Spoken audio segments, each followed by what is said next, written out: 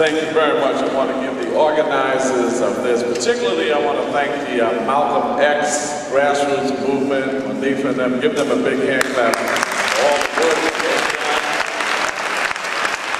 And I want to say it's an honor to co-convene with all of the co-conveners, and particularly my colleague in government, the one and only Cynthia McKinney.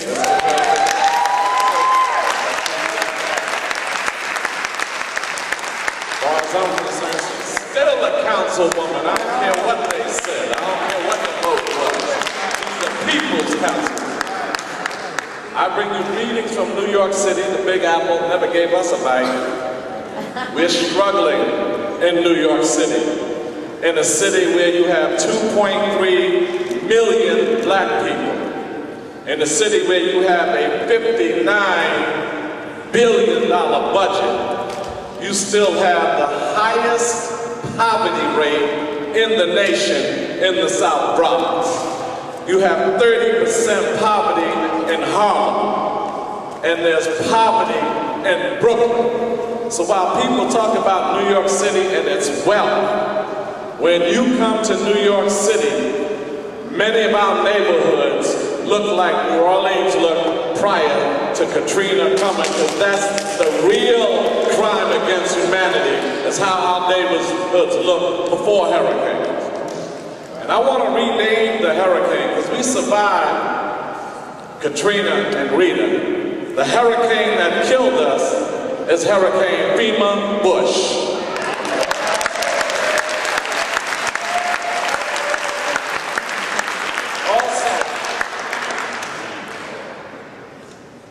I don't understand how these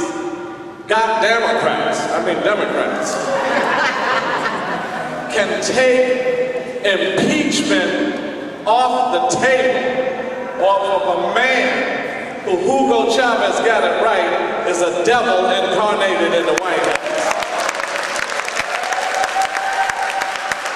And I say, if you can impeach Clinton for Monica, you can impeach Bush for Katrina.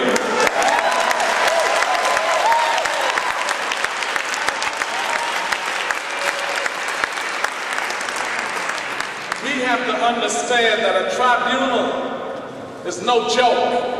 It's no exercise in futility. A tribunal keeps this issue on the front burner, not only in this nation, but in the world.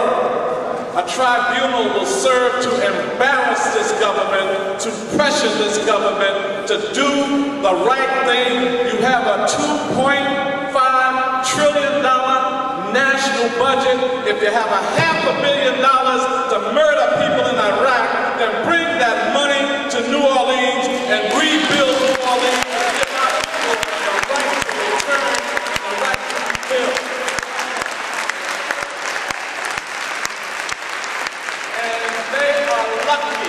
That we decided to have a tribunal. They're lucky we want to march. They're lucky we asking people to vote. We should be talking about scorched earth. Anytime people murder you and have no regard for life, then we have to address that by any means necessary. So I hope that this country listens to tribunals. That's the way we're trying to work this thing out. I hope they pay attention to marches. But as I said, and I say it all over the place, if the government doesn't protect us, if this government doesn't give us our human rights, then we have a right to revolution. We have a right to radical change. The Democratic Party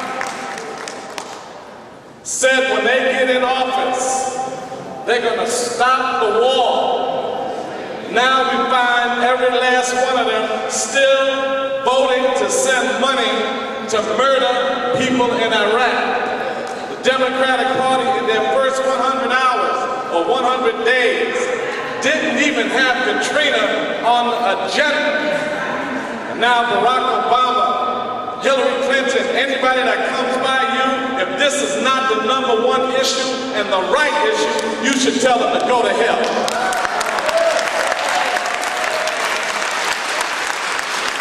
Heard people talking about cops for Katrina.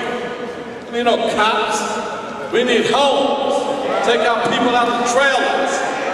We need to make sure across this nation that our people understand that wherever we are as an African people, when they mess with one of us anywhere on the planet, whether it's in Africa, whether it's in South America, whether it's in New Orleans or New York City, we're going to scream, holler, organize, mobilize all over this nation until we get our right to self-determination.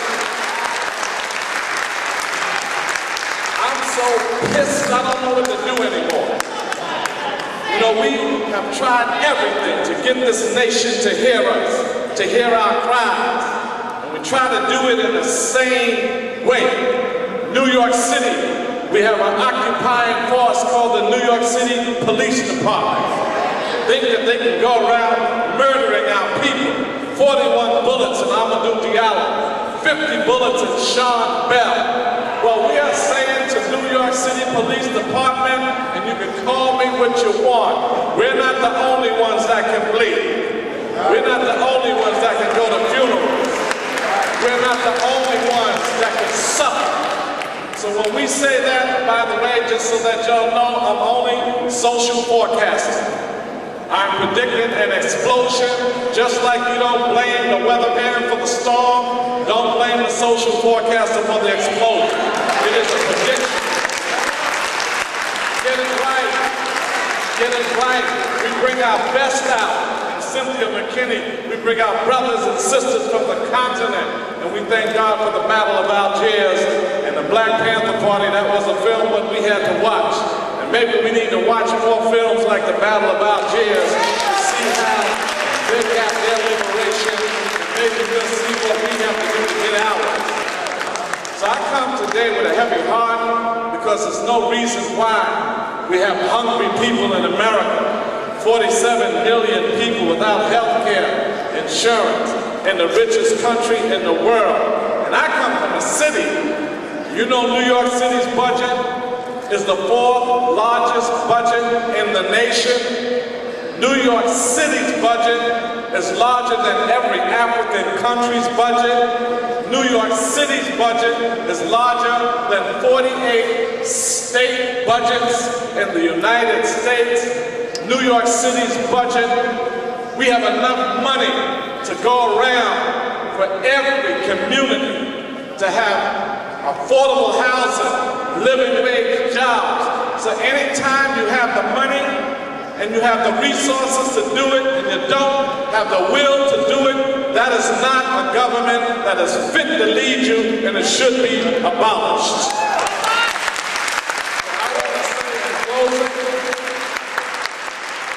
That we're going to build this movement. This tribunal is going to take movement form. There are human rights violations. We are larger than the Constitution. We are human beings. And this country signed on to the Declaration of Human Rights across the globe. It has violated the World Court. It has violated the United Nations. And what we should have done when Bush came here, we should have made him a citizen, arrest, and sent him behind the veil. Just like they went into Panama, arrested the president, Noriega, they went into Iraq, killed the president there. Somebody come and get Bush.